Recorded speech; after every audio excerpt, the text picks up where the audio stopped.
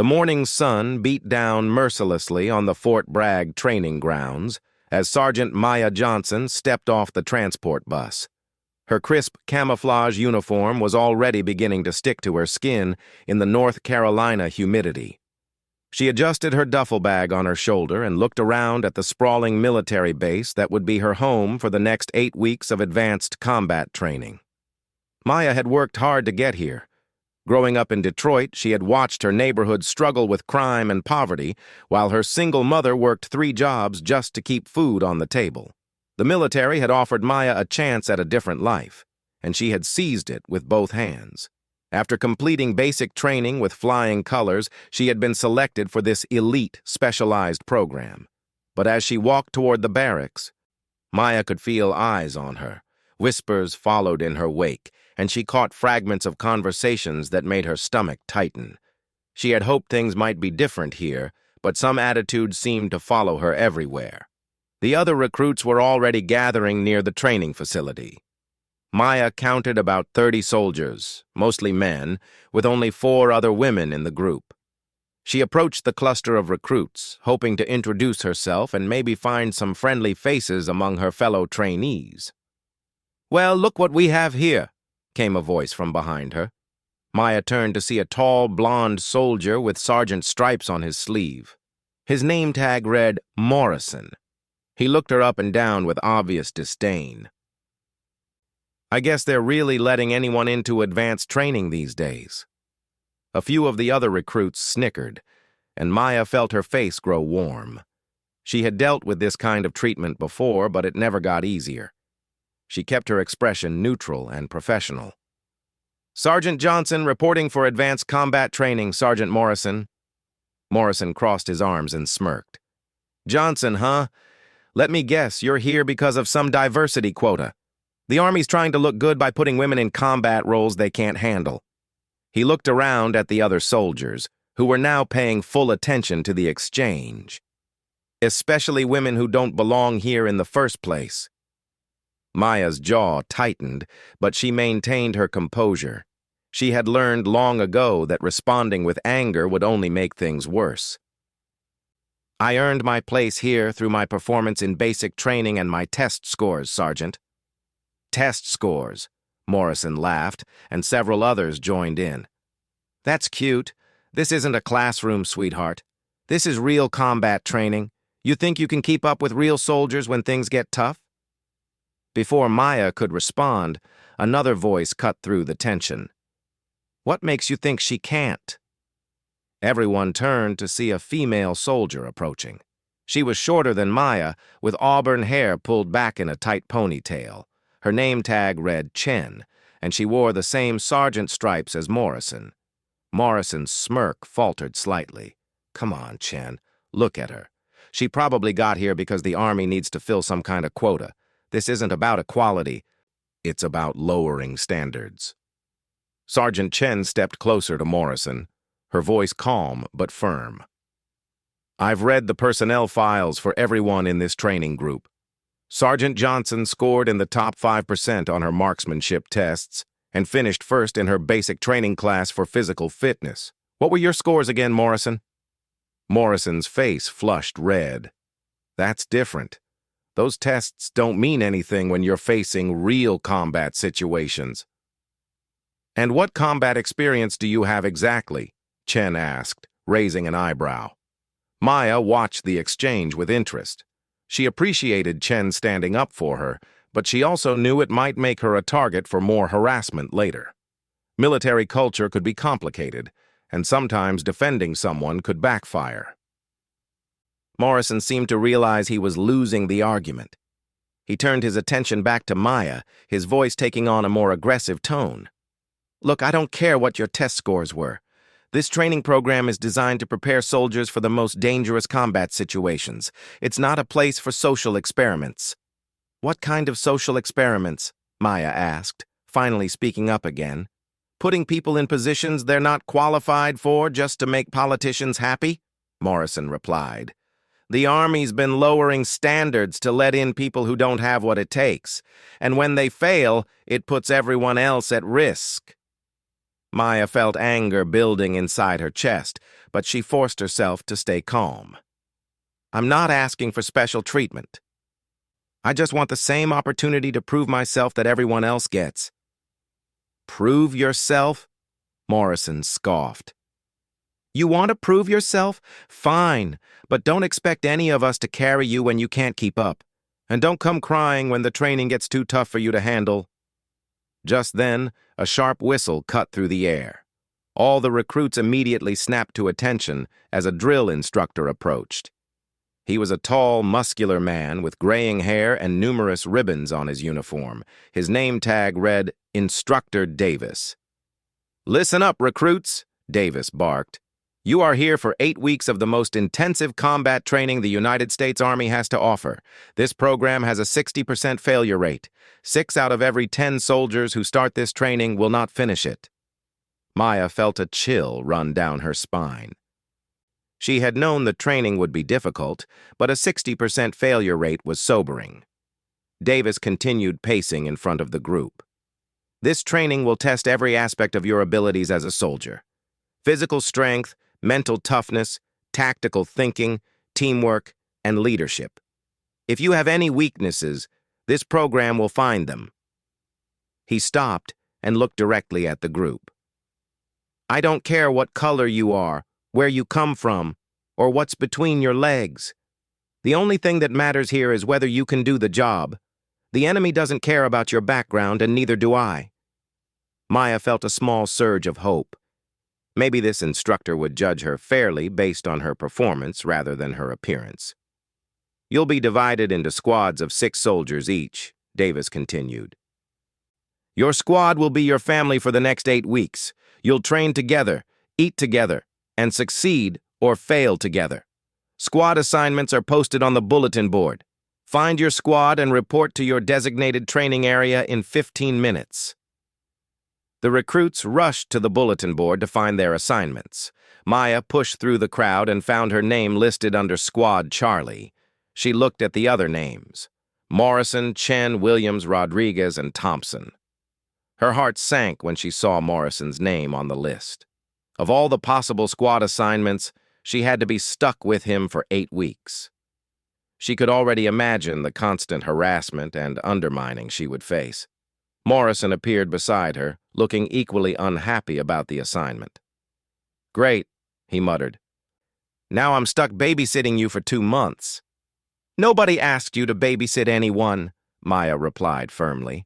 "I can take care of myself." "We'll see about that," Morrison said with a cold smile. "This training is going to separate the real soldiers from the pretenders real quick." Chen appeared on Maya's other side. "Don't listen to him," she said quietly. "Focus on your own performance and prove yourself through your actions." Maya nodded, grateful for Chen's support. She gathered her gear and followed the other members of Squad Charlie to their designated training area. As they walked, she could feel Morrison watching her, looking for any sign of weakness or hesitation. The training area was a large field surrounded by various obstacle courses and equipment. Another instructor was waiting for them, a stern-looking woman with captain's bars on her uniform. "I'm Captain Rodriguez," she announced. "I'll be your primary instructor for the duration of this training. The first thing you need to understand is that individual heroics will not be tolerated here. You succeed as a team, or you fail as a team." She gestured toward a series of obstacles. "Your first exercise will be a team-based obstacle course. Every member of your squad must complete every obstacle. If one person fails, the entire squad fails and starts over." Maya looked at the obstacles with a mixture of excitement and nervousness. There were rope climbs, wall traverses, crawling sections, and what looked like a simulated building clearing exercise. "The catch," Captain Rodriguez continued, "is that you'll be carrying full combat gear and weapons. This isn't a game. This is preparation for real-world combat situations where your lives and the lives of your fellow soldiers depend on your ability to work together." Morrison immediately stepped forward. "Captain, I'd like to volunteer to lead this exercise." Captain Rodriguez studied him for a moment. "What makes you think you're qualified to lead, Sergeant Morrison?" I have experience with obstacle courses, and I understand tactics, Morrison replied confidently. Plus, I think it's important that someone with proven abilities takes charge when lives could be on the line. Maya noticed the way Morrison emphasized proven abilities while glancing in her direction. He was already trying to establish himself as the natural leader while suggesting she was unreliable. Interesting perspective, Captain Rodriguez said. However, leadership positions in this training will be rotated among all squad members.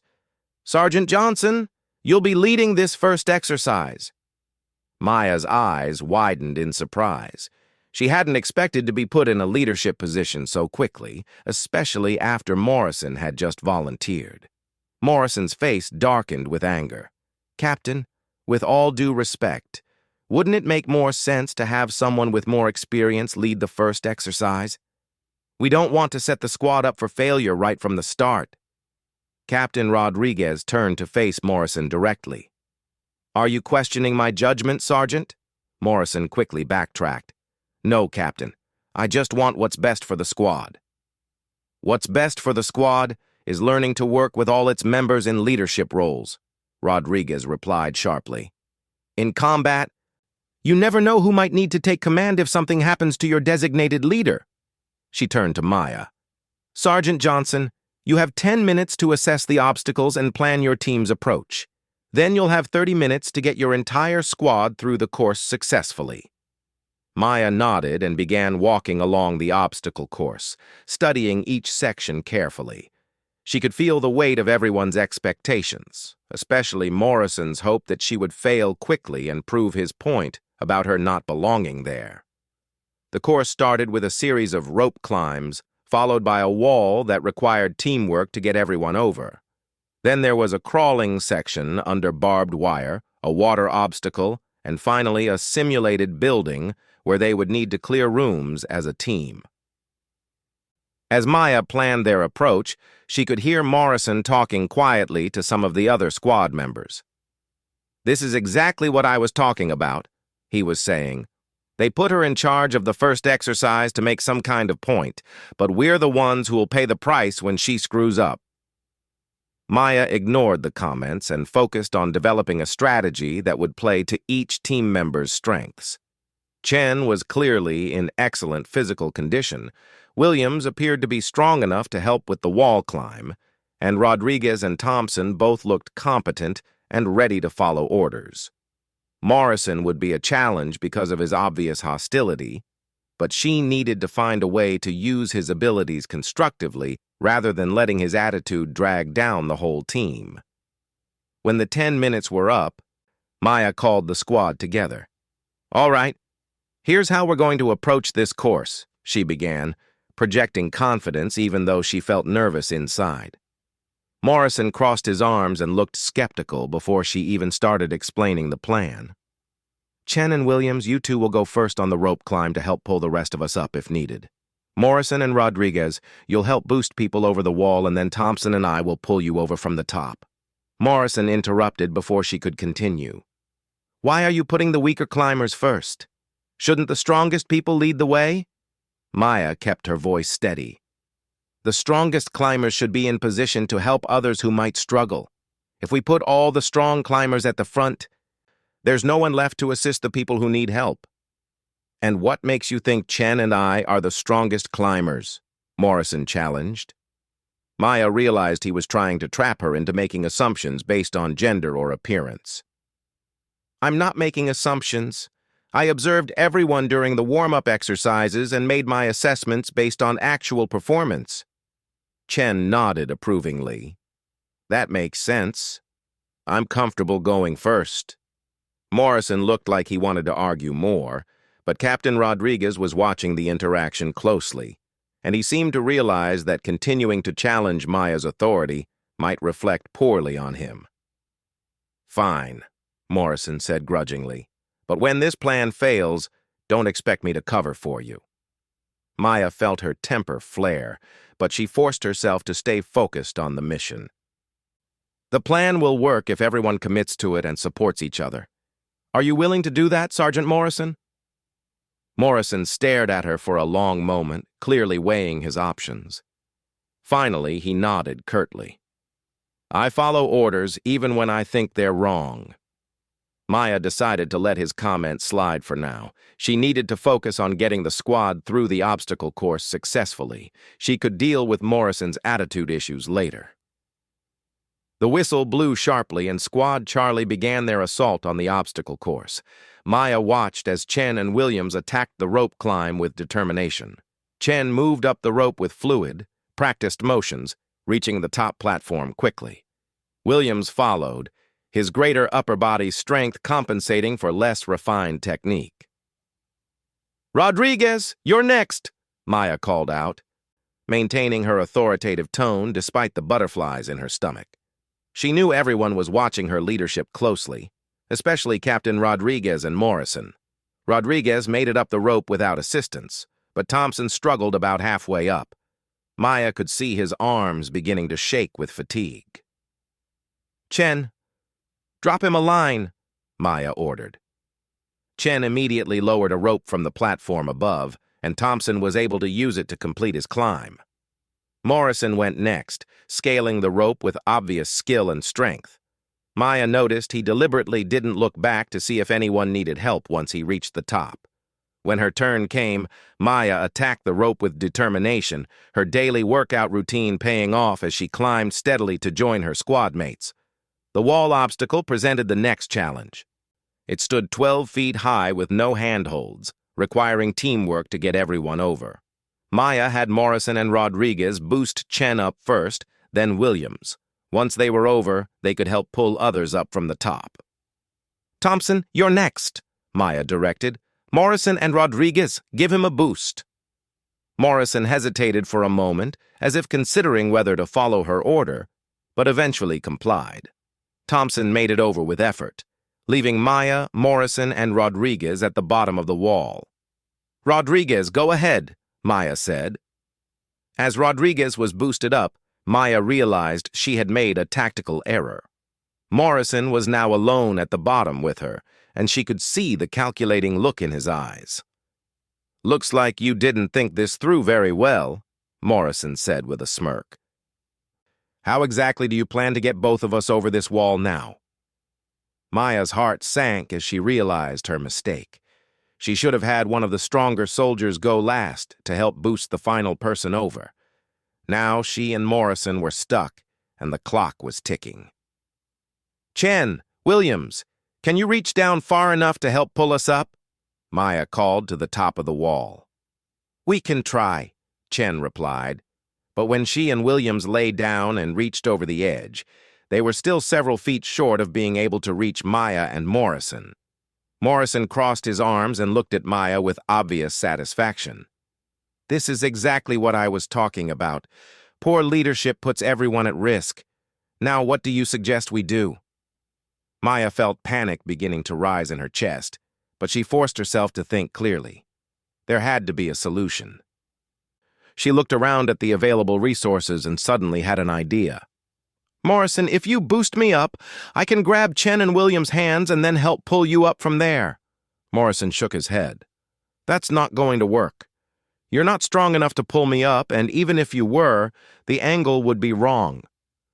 Maya realized he was probably right about the physics, but she was running out of options. The 30-minute deadline was approaching, and they still had 3 more obstacles to complete. "Then what do you suggest?" Maya asked, swallowing her pride. Morrison seemed to enjoy having her ask for his help. "I boost you up. Then I take a running start and jump as high as I can while everyone pulls from above. It's risky, but it's our only shot." Maya nodded quickly. "Okay. Let's do it." Morrison formed a stirrup with his hands, and Maya stepped into it. He boosted her up powerfully, and she was able to grab Chen and Williams' hands. They pulled her over the wall quickly. "Morrison, get ready!" Maya called down. "We'll all reach down as far as we can." Morrison backed up about 20 feet, then sprinted toward the wall. He leaped up just as he reached it, his fingertips barely catching the hands of his squad mates. For a moment, Maya thought he might fall, but Chen, Williams, and the others managed to haul him up and over. "Nice job, everyone," Maya said, trying to project confidence despite the close call. "Let's keep moving." The crawling section under barbed wire went more smoothly. Maya led by example, keeping low and moving quickly through the mud while encouraging her squad mates to stay focused and work together. The water obstacle proved challenging but manageable. It was a series of floating platforms that required careful balance and coordination to cross without falling in. Morrison slipped once and ended up waist-deep in the muddy water, emerging with his uniform soaked and his attitude even more sour than before. The final obstacle was the simulated building clearing exercise. This was where tactical thinking and teamwork were most crucial. Maya studied the structure quickly, noting multiple entry points and windows. "We'll use standard room clearing procedures," Maya announced. "Morrison and Williams take the front door, Chen and Rodriguez go through the side window. Thompson and I will circle around back and clear from the rear." Morrison spoke up again. "Splitting up like that is dangerous. We should stick together and clear the building systematically from one direction." Maya considered his point. He wasn't entirely wrong about the risks of dividing their forces, but the clock was ticking and they needed to clear multiple rooms quickly. "If we go room by room from one direction, we might run out of time," Maya explained. "Coordinated entry from multiple points will be faster and will prevent any simulated enemies from escaping out the back. And if we run into more resistance than expected and can't support each other," Morrison pressed. Maya was starting to feel the pressure of command. Every decision she made was being questioned and analyzed, and she knew that any mistake would be used as evidence that she wasn't qualified for leadership. "We'll use radio communication to coordinate and fall back to the central room if anyone encounters heavy resistance," Maya decided.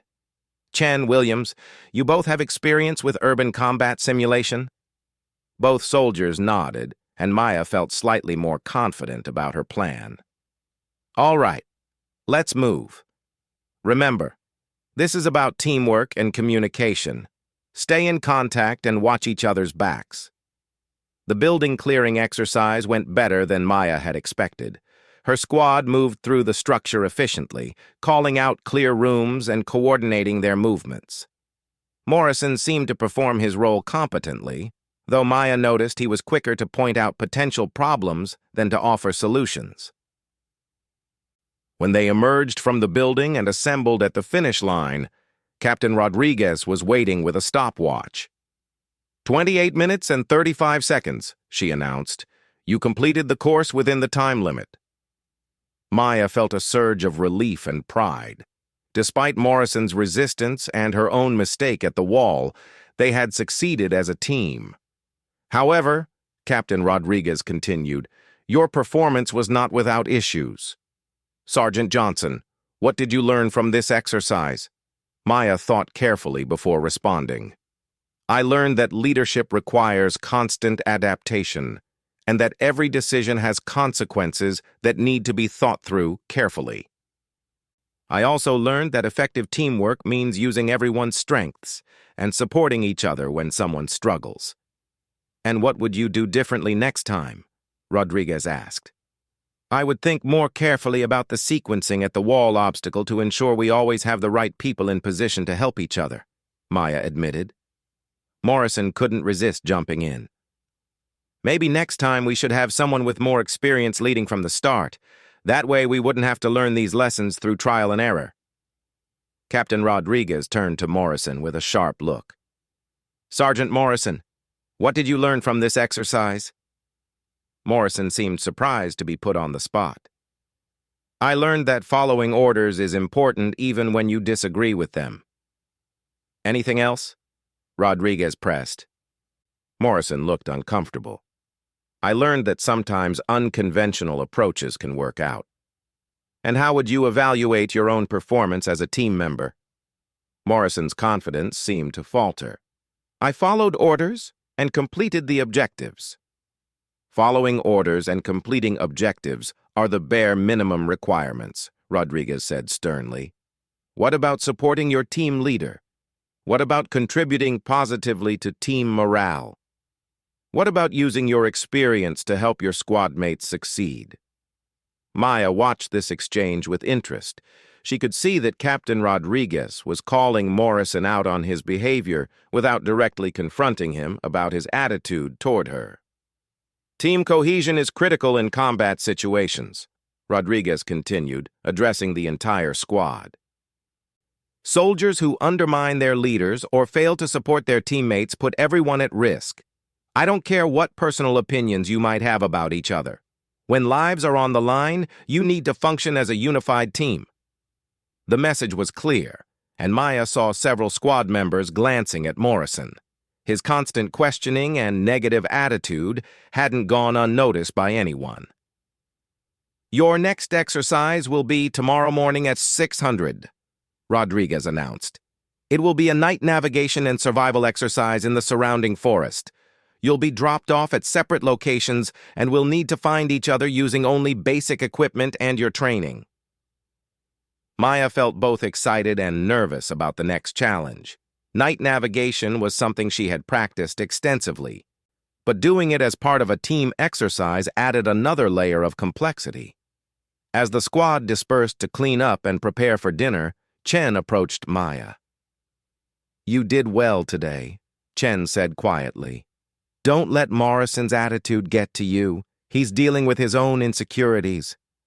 Thanks, Maya replied. I just wish I could figure out how to work with him more effectively. The team would function so much better if he would actually contribute instead of just criticizing. Chen nodded thoughtfully. Some people need to see proof before they'll respect you. Morrison might be one of those people. Keep doing good work and eventually even he'll have to acknowledge your abilities. That evening at dinner, Maya sat with Chen and Rodriguez, discussing tactics and training. Morrison sat at another table with Williams and Thompson, and Maya could occasionally hear fragments of conversation that suggested he was still complaining about her leadership. The problem with forced diversity, Morrison was saying, is that it puts people in positions they're not ready for, and when they fail, it reflects badly on everyone. Maya felt her appetite disappear, but she forced herself to keep eating. She couldn't let Morrison's constant negativity affect her performance or her confidence. Ignore him, Rodriguez said, following Maya's gaze. Some people just can't accept change, but Captain Rodriguez isn't blind. She can see what's really going on. Maya hoped Rodriguez was right, but she also knew that Morrison's attitude was affecting team dynamics. If she couldn't find a way to win his respect or at least his cooperation, it would continue to be a problem throughout the training. After dinner, Maya spent time studying maps and reviewing navigation techniques. The night exercise would be her chance to prove her competence in an area where she was confident in her abilities. As she prepared for bed, Maya thought about her mother's words before she left for training. You don't have to be twice as good to deserve your place, baby. But sometimes, you have to be twice as good to get people to see that you deserve your place. Tomorrow would be another opportunity to prove herself. Maya was determined to make the most of it. The night navigation exercise had gone better than Maya could have hoped. Despite being dropped off in complete darkness in unfamiliar forest terrain, she had successfully located each of her squad members using only a compass, map, and basic survival skills.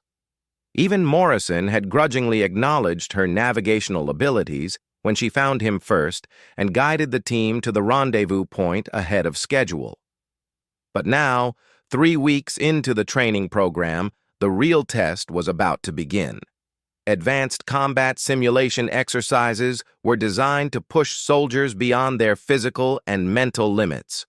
Today's scenario involved a hostage rescue mission in an urban environment, complete with live ammunition exercises and real-time tactical decision-making. Maya stood with Squad Charlie in the pre-dawn darkness, checking her equipment one final time. The weeks of intensive training had transformed all of them. They were leaner, stronger, and more confident than when they had arrived. Even Morrison seemed to have developed a grudging respect for her abilities, though he still questioned her decisions more than he would those of a male leader. "Listen up," Captain Rodriguez called out to the assembled squads. "Today's exercise is the culmination of everything you've learned so far. You'll be facing a complex scenario that requires tactical thinking, physical courage, and seamless teamwork." She gestured toward a mock urban environment that had been constructed for training purposes. It looked like a small town, complete with buildings, streets, and vehicles.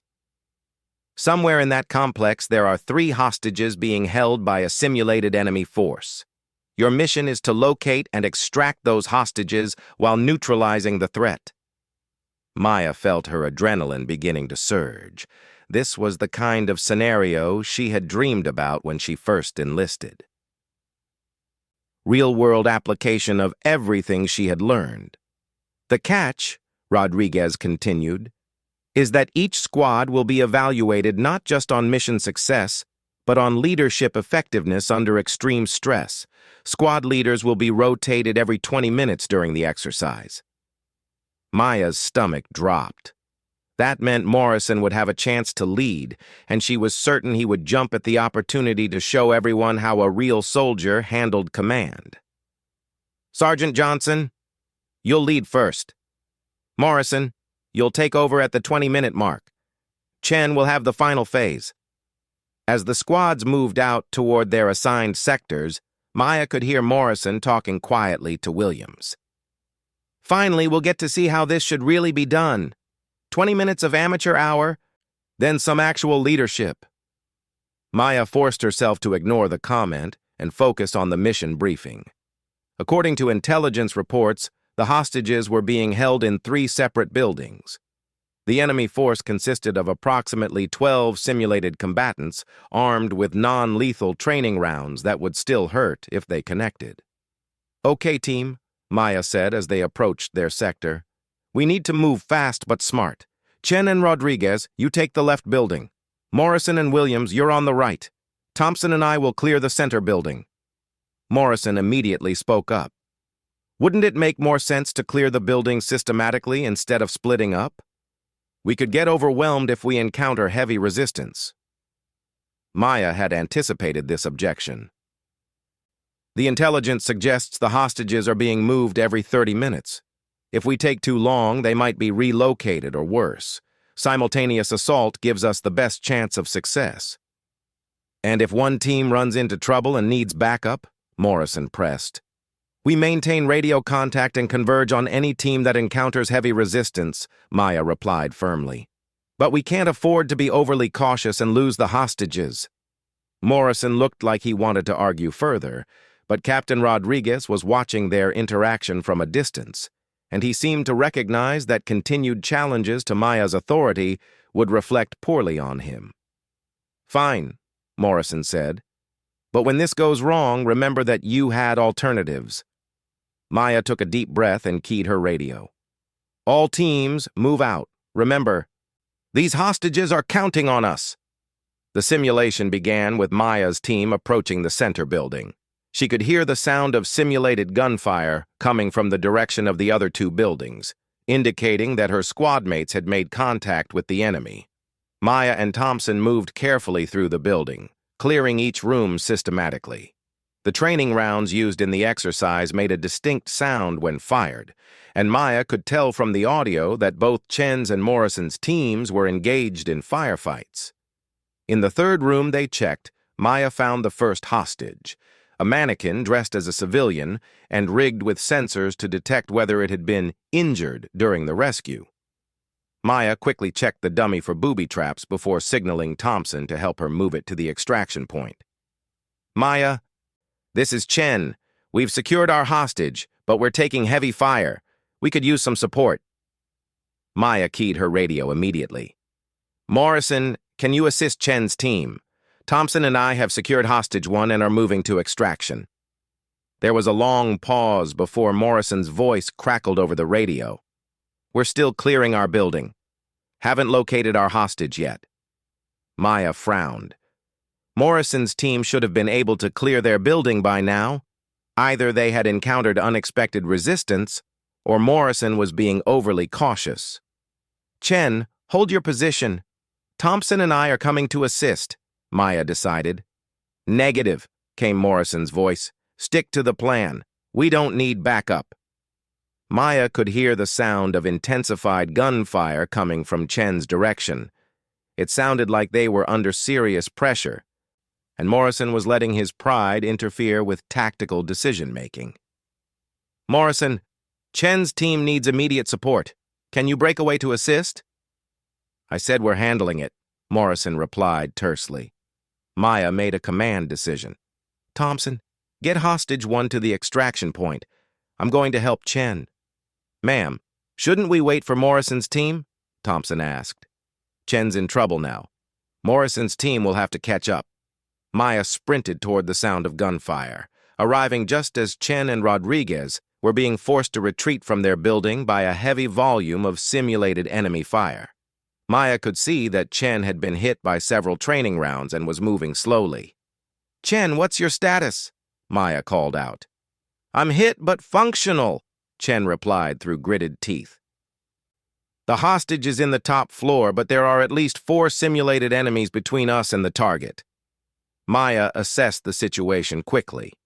The building had multiple entry points, and the enemy was concentrated at the front where Chen's team had been trying to advance. Rodriguez, can you provide covering fire from this position? Chen, are you able to move? I can move, Chen confirmed. Okay, I'm going to circle around to the back entrance. When you hear my signal, lay down suppressing fire at the front. I'll clear the rear and work my way up to the hostage. It was a risky plan, but Maya could see it was their best option given the tactical situation. Wait, came Morrison's voice over the radio. This is exactly the kind of cowboy nonsense I was talking about. Johnson, maintain your position until my team can provide proper support. Maya felt frustration boiling over. Morrison was more concerned with proving her wrong than with mission success or the safety of their teammates. Morrison, where are you? Maya demanded. We're still securing our building. There was more resistance than expected. Maya couldn't believe what she was hearing. Morrison was either lying about the resistance or was being unnecessarily slow and methodical. Either way, Chen's team was under fire while Morrison played politics. I'm not waiting, Maya decided. Chen, Rodriguez, get ready to provide covering fire in 30 seconds. Maya sprinted around to the back of the building, finding the rear entrance unguarded. She made her way carefully through the first floor, eliminating 2 simulated enemies who were focused on the front of the building. As she climbed the stairs to the second floor, Maya could hear the sound of Chen and Rodriguez laying down covering fire as planned. The simulation was incredibly realistic, and Maya felt her heart racing as she cleared each room. On the top floor, she found the second hostage, along with 2 enemy combatants. Maya eliminated both targets and secured the hostage just as Morrison's voice came over the radio. All teams, this is Morrison. I'm now assuming command of the operation. Maya keyed her radio immediately. Morrison, I've secured hostage 2. What's your status on hostage 3? We're still working on it, Morrison replied. Johnson, bring your hostage to the extraction point and wait for further orders. Maya couldn't believe Morrison was trying to micromanage her from a distance when he hadn't even completed his own objective yet. Morrison, time is critical here. Chen's team is wounded, and we need to maintain momentum. I'm in command now, Johnson. Follow orders and move to extraction. Maya felt torn between following Morrison's orders and doing what she believed was tactically correct. She also knew that Captain Rodriguez and other instructors were monitoring their radio communications and evaluating their performance. Rodriguez, can you escort Chen to medical attention while I assist Morrison's team with hostage 3? Maya decided. Roger that, Rodriguez replied.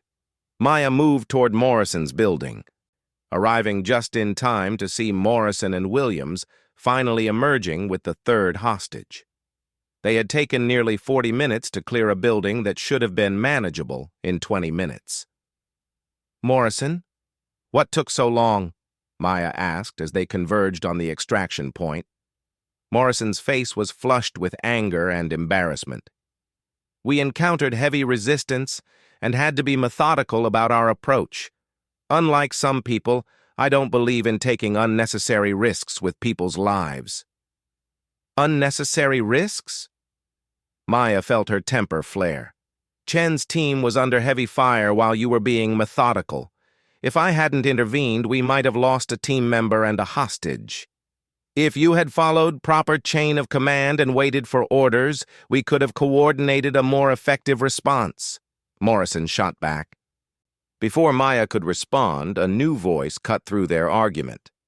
What exactly is going on here? Everyone turned to see a figure approaching from the direction of the observation post. Maya's heart sank as she realized their argument had been overheard. But as the figure came closer, she saw something that made her do a double take.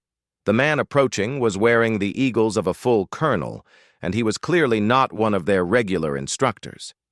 He was older, with gray hair and a weathered face that spoke of years of combat experience. Most shocking of all, he was African American. "Sir," Maya said quickly, snapping to attention. Morrison and the others followed suit. "I asked what was going on here," the colonel repeated, his voice carrying unmistakable authority. Morrison stepped forward. "Sir, we were just conducting our after-action review of the exercise. There were some tactical disagreements about proper procedures." The colonel looked at Morrison steadily. "Tactical disagreements, I see. And what exactly were these disagreements about?" Maya could see Morrison calculating his response, clearly trying to figure out how to present his side of the story in the best light. "Sir, it's about proper chain of command and risk assessment," Morrison said carefully. "Some members of the team took unauthorized actions that could have jeopardized the mission." "Unauthorized actions," the colonel repeated, his tone giving away nothing. "And what actions were those?" Morrison glanced at Maya before responding.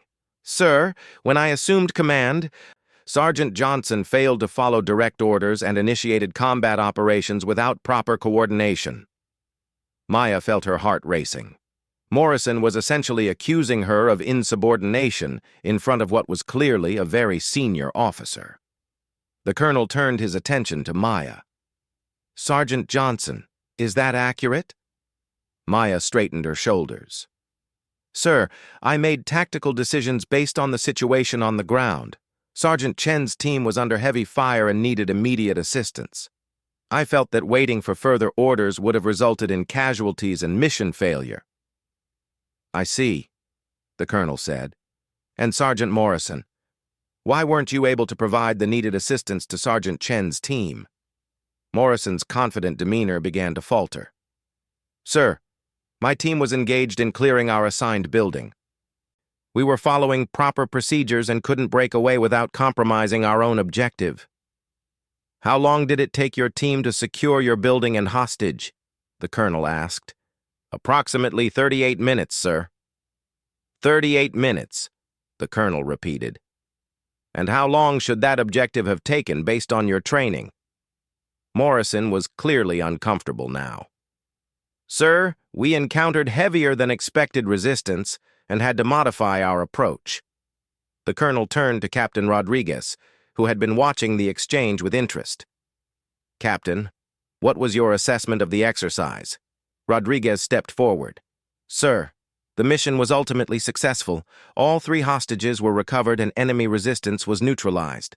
However, there were significant issues with team coordination and leadership during the command transition." "Elaborate," the colonel ordered. "Sir, Sergeant Johnson demonstrated excellent tactical decision-making and leadership during the first phase. When Sergeant Morrison assumed command, there was a breakdown in communication and coordination that resulted in one team being left without adequate support." Morrison's face was growing red with anger and embarrassment. "Sir, with all due respect, I was following established protocols. Sergeant Johnson's actions were reckless and could have gotten someone killed." The colonel was quiet for a long moment, studying Morrison intently. When he finally spoke, his voice was calm but carried unmistakable authority. Sergeant Morrison, in my 30 years of military service, I have seen many different leadership styles. I have also seen what happens when personal prejudices interfere with professional judgment. Morrison looked confused. Sir, I don't understand what you mean. Let me be clearer, the colonel continued. I have been observing this training exercise from the beginning. I have watched every decision, heard every radio communication, and noted every interaction between team members. Maya felt a chill of apprehension. If the colonel had been monitoring everything, he would have heard Morrison's earlier comments about her qualifications and background. Sergeant Johnson's tactical decisions during this exercise were sound and appropriate for the circumstances. Her leadership was decisive and effective. She successfully adapted to changing battlefield conditions and prioritized the safety of her teammates over strict adherence to protocol. The colonel turned his full attention to Morrison. Your performance, on the other hand, was marked by excessive caution, poor communication, and what appeared to be a deliberate attempt to undermine a fellow soldier's authority. Morrison's mouth opened and closed, but no words came out. Furthermore, the colonel continued, your previous comments about diversity quotas and questioning Sergeant Johnson's qualifications based on her race and gender constitute a clear violation of military standards and values. Maya felt her heart stop. The colonel had heard Morrison's earlier comments. Morrison finally found his voice. Sir, I was just concerned about maintaining standards. Maintaining standards? The colonel interrupted.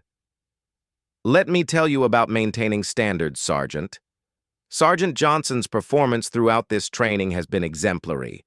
Her test scores, physical fitness marks, and leadership evaluations place her in the top 5% of all soldiers who have completed this program. Maya stared at the colonel in shock. She had no idea her performance had been that strong. More importantly, the colonel continued, her tactical thinking and decision-making under pressure demonstrate exactly the kind of leadership we need in today's military. Morrison looked like he wanted to disappear into the ground. Sir, I didn't mean any disrespect, Morrison said weakly. Disrespect? The colonel's voice rose slightly. Sergeant Morrison? Do you know what a Black Viper mark is? Morrison looked confused by the question. No, sir. I'm not familiar with that designation. Maya was equally puzzled by the reference. The colonel smiled for the first time since arriving.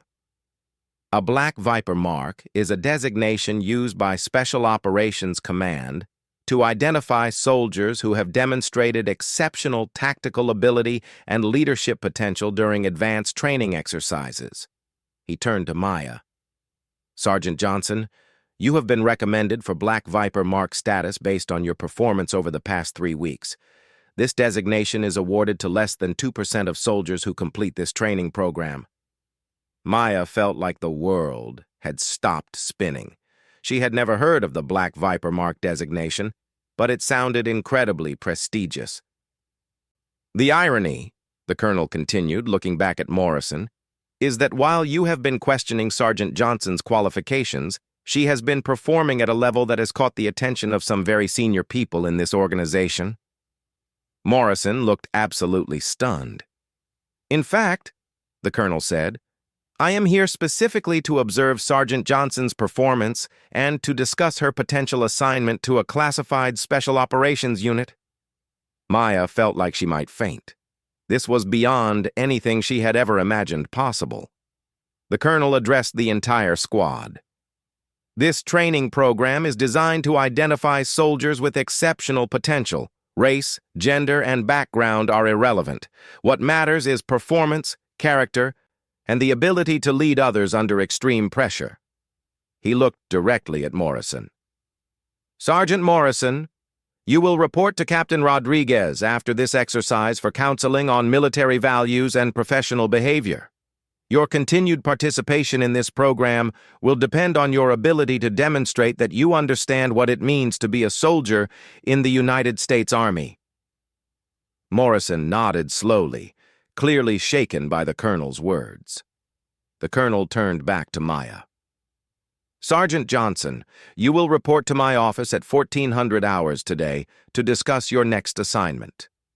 The paperwork for your Black Viper Mark designation will be processed immediately." As the colonel walked away, Maya stood in stunned silence. Chen, who had returned from medical attention, approached with a huge grin on her face. "Did that really just happen?" Maya asked. "It really happened," Chen confirmed, "and you deserve every bit of it. You've been an outstanding soldier and leader throughout this entire program." Morrison approached slowly, looking deeply embarrassed. "Johnson," he said quietly, "I owe you an apology. I let my own prejudices cloud my judgment, and I was wrong about you." Maya studied his face, trying to determine if his change of heart was genuine or just a response to being called out by a senior officer. "Morrison," she said finally, "what matters now is how we move forward. We're all soldiers, and we need to support each other." Morrison nodded. "You're right. And for what it's worth, you've proven yourself to be a better soldier and leader than I am." As Squad Charlie walked back toward the debriefing area, Maya reflected on the incredible turn of events. 3 weeks ago, she had arrived at this training program hoping simply to prove that she belonged. Now she was being considered for elite special operations assignments. The colonel's words echoed in her mind. Race, gender, and background are irrelevant. What matters is performance, character, and the ability to lead others under extreme pressure. Maya smiled to herself. Her mother had been right about needing to be twice as good to get recognition. But she had also been right about something else. Maya had always had what it took to succeed. She just needed the opportunity to prove it. As they approached the debriefing room, Maya saw other squads looking at them with a mixture of curiosity and respect. Word was already spreading about the colonel's visit and his announcement about the Black Viper Mark designation. Maya realized that her journey was just beginning. The real test would be living up to the expectations that came with this recognition and continuing to prove herself worthy of the opportunities ahead. But for now, she allowed herself to feel proud of what she had accomplished. She had faced doubt, prejudice, and challenge, and she had emerged stronger and more confident than ever before.